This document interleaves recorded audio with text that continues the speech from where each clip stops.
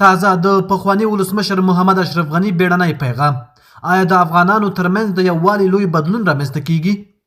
په داسې حال کې چې د افغانستان او پاکستان ترمنځ وروستي تاوتریخوالي او بریدونه د سیمې وضعیت حساس کړی، د افغانستان پخواني ولسمشر محمد اشرف غني یو تازه او مهم پیغام خپور کړی چې د افغانانو د یووالي موضوع بیا د بحث مرکز ګرځولې ده. دا پیغام په داسې حال کې خپریږي چې هیواد له جدي امنیتي او سیاسي ننګونو سره مخ دی. نوموړي په خپلو څرګندونو کې ټینګار کړی چې اوس د اختلافاتو د دوام وخت تیر شوی او اړتیا ده چې ټول افغانان د هیواد د بقا او ثبات لپاره یو ګډ دریځ خپل کړي.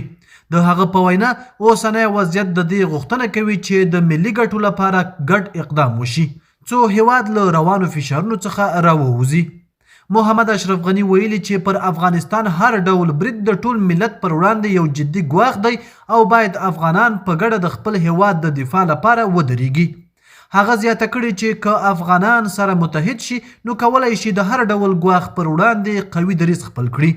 نوموړي همدارس څرګنده کړې چې د هیواد ساتنه یوازې د یوې ډلې مسؤلیت نه دی بلکې دا د ټولو افغانانو ګډ مکلفیت دی. د هغه په باور که سیاسي مشران، مدني فعالان او بېلابېلې ډلې سره یوځای شي نو افغانستان کولی شي له اوسنیو ستونزو څخه په پیاوړي ډول ووځي.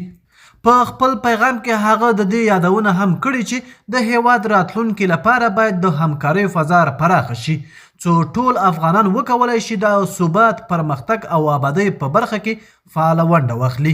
په همدې حال کې سیاسي شنونکي وایي چې دا ډول پیغامونه ښایي د افغانستان په سیاسي چاپیریال کې د تفاهم او نرمښت فضا رامنځته کړي، په ځانګړي ډول داسې وخت چې هیواد له بهرنیو فشارونو او امنیتي ګواښونو سره مخ دی.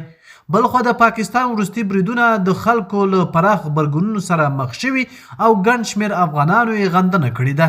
راپورونه ښیي چې په زیاترو سیمو کې ملکي زیانونه اوښتي چې دا موضوع لا حساسه کړې ده. کارپوهان ټینګار کوي که افغانان د ملي ګټو پر بنسټ یو موټی شي نو دا به نه یوازې د امنیت د ټینګښت سبب شي بلکې د هیواد د راتلونکي پرمختګ لپاره به هم یو مهم او اغیزناک ګام وي. په پای کې شنونکي وایي افغانستان اوس د یو مهم پړاو سره مخ دی او دا به راتلونکي ورځې وښیي چې افغان مشران به د یووالي دغه فرصت څنګه په عملي ګام بدلوي. د نن ورځې خبره تر همدې ځایه وو. د نورو تازه او مهمو خبرونو لپاره افغان پلس چینل در سره سبسکرایب کړئ او خپل نظریات مو را سره په کومنټ کې شریک کړئ. تر بیا ښه وخت.